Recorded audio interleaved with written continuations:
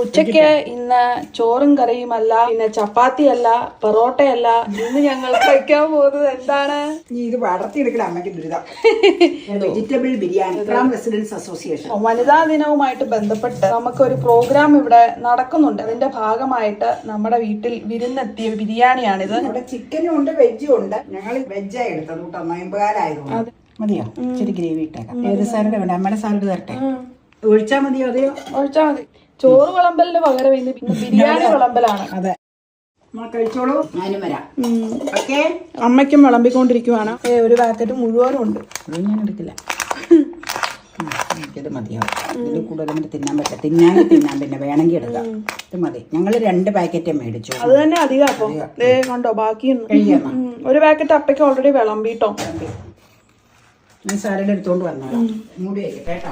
എസൻസിന്റെ കുത്തലോ ഒന്നും തന്നെ ഇല്ലായിരുന്നു. നല്ല ബിരിയാണി ആയിരുന്നു.